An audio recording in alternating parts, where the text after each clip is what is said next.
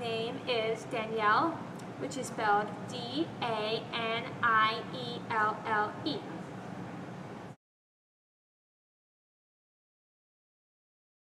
My name is Danielle Burch, and I am 22 years old, and I go to Brevard College, which is in Brevard, North Carolina, and I am currently doing my student teaching semester, and I will graduate in May.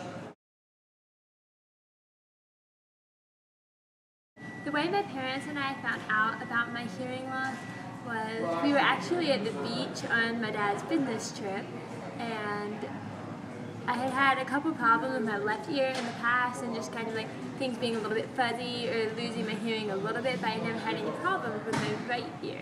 And then one morning I literally just woke up and went into the kitchen and my mom was talking to me, and I was like, "Mom, I can't hear you. Can you repeat what you said?" And she repeated what she said, and I was like, "I still can't hear you." And I mean, that wasn't that unusual because, like I said, I had some problems in the past, but then eventually I was just like, I can't hear anything at all.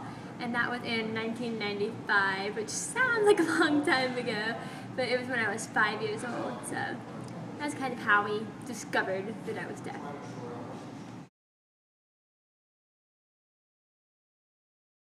I received the cochlear implant when I was 6 years old, so there was a time period, about a year or so, that I was just profoundly deaf because the surgeons all thought I was too young for the surgery and they weren't 100% sure in their technique for the surgery, and they wanted to make sure I was completely deaf.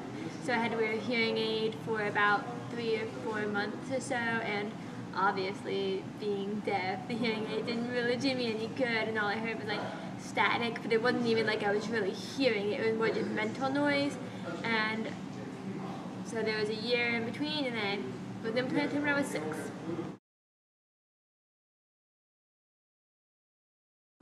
The degree of hearing loss that I have been diagnosed with is profound to severe hearing loss, which means that it would take a jet plane taking off literally an inch behind my head to register any type of sound in my temporal lobe.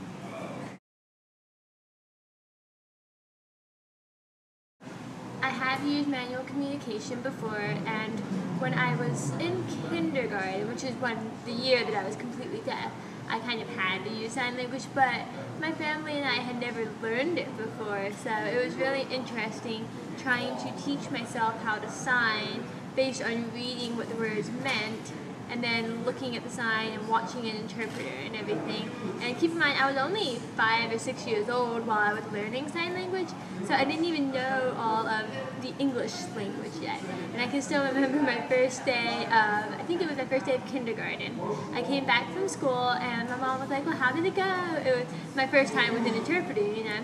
And I told her, "Mom, I don't know what that man's doing, but he just sits there and moves his hand and expects me to know what he's saying." So that was my first experience with sign language, and there are 2 types of sign language. There's English Sign Language and there's American Sign Language.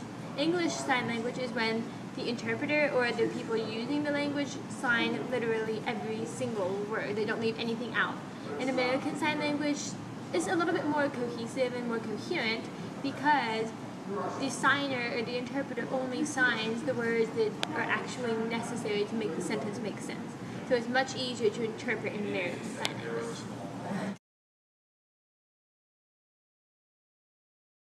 When I was in school, from the time I was in kindergarten and up until 8th grade, I had an IEP, and I was in the Exceptional Children's Program, which meant that I was pulled out for testing once or twice a year. It was usually twice a year because it was once a semester. And they tested my reading skills, they tested my speech, they tested my language, and just kind of wanted to make sure that I was on par with the rest of my classmates in all of their different levels, my academic achievement and things like that. As far as my accommodations go, they were required by the IEP. I was required to have an interpreter if I requested one. I was required to be able to use a sound field system, which is basically just a speaker that amplifies the teacher's voice so that I can hear it. But my teachers really liked it because it amplified the voice, so all of my peers and all of my classmates heard everything a little bit better as well. As far as testing accommodations went, I didn't have any specific things that the teachers had to allow for me to do. So as far as paperwork and everything goes, everything was pretty much the same as my classmates, but I did have the modifications and things like that. They were supposed to allow me to hear or see what the teacher was saying a little bit better. But I eventually just got comfortable enough to just ask the teacher to repeat, or I would just go up after class and be like, can you go back over blah blah blah, because I didn't 100% get all of the words you were saying. And then I just developed a really good relationship with my teachers, and that's what's helped me the most, I think, academically. As far as my academic achievements go, I have been blessed and fortunate enough to have high expectations set by my parents, set by my teachers, and then that influences the way I expect things of myself. So I've been fortunate enough to have a lot of academic achievement, but probably some of the ones that I'm the most proud of would be I've graduated valedictorian of my senior class in high school, and I've been on the honor roll, the academic and athletic honor roll for 4 years at Brevard College and the Dean's List, and I was just inducted into Omicron Delta Kappa and Alpha Chi honor societies last year, and will continue to be in those until I graduate and then beyond as an alumni of Brevard College. And I'm pretty high up in my class. I don't know the exact numbers because they're still figuring out statistics and whatnot, but the achievement as far as academics go that I personally am probably most proud of is the fact that I have completed my honors senior show in art and my senior exhibition. So I've had my first kind of joint art show, and I've had my first solo exhibition, which for me as an art major at the college is kind of a bigger deal than the academic side of things. So it's really exciting for me to be able to use my art to get my story out there, because that's what I do. When I create my art, it has to do with my faith, it has to do with my deafness, and it just has to do with my life story, because I really like narrative pieces. So that is probably my proudest accomplishment thus far. Number 8. As far as how often my hearing was tested, when I first lost my hearing, it was tested a lot. Like very frequently, by all the different doctors that my parents were talking to, and trying to find someone to do the surgery, trying to find someone who had the technology and the knowledge and the space and everything.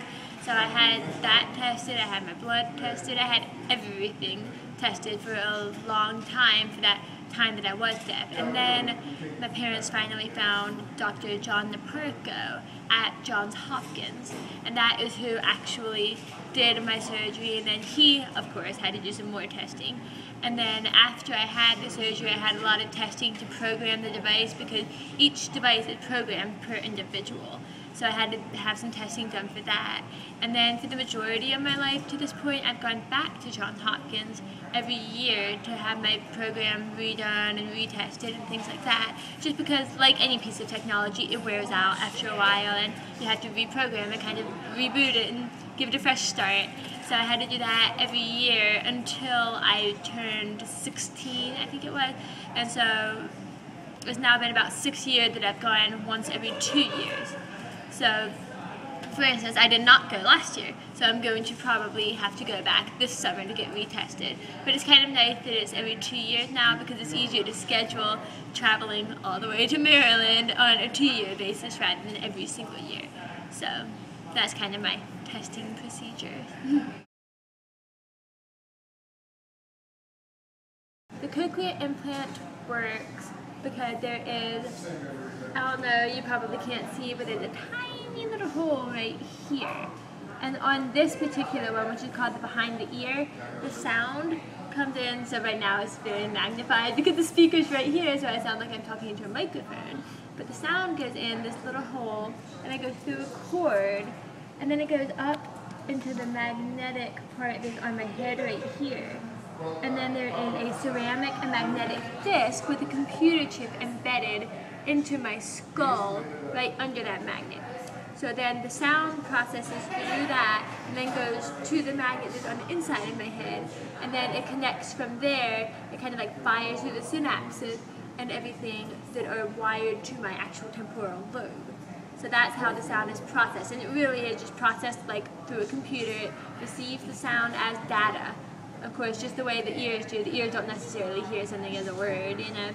So it receives it as data and then feeds it through a computer, which then deciphers what it's saying and then sends that to my brain, and then that's how I can understand. So like, for instance, when I say that something takes me a little bit longer to process than what it might take the average person, it's true because it has to go through all those different levels of the computerized stuff in order for me to be able to hear what it's saying. Now this one is much smaller than the original cochlear implant. The original cochlear implant was about this big and attached to my back through a belt, and then had a cord that went from the bottom of my back all the way up to my head.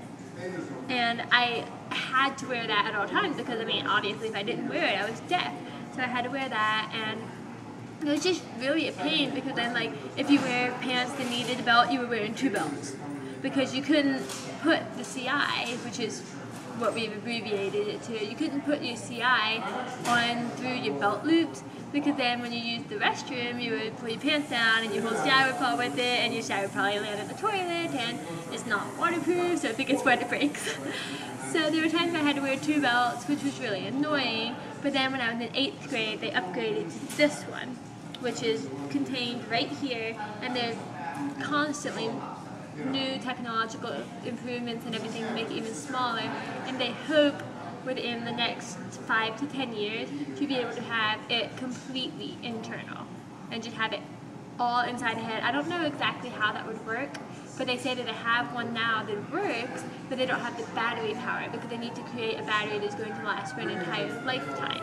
And now they're doing more bilateral implants than anything else, which means that whoever is being implanted has one on this side and one on this side. But really, to me, I feel like I've gotten so used to this one that I can really just deal with the one, especially because the speaker is on the front. On the original CI, the speaker was on the side. So the speaker was on the magnetic part, which means that, like, if somebody was talking, I would literally have to turn my head and be like, what? And then I'm not even looking at the person, and it's just an odd conversation. So that's kind of a little synopsis of how the cochlear implant works.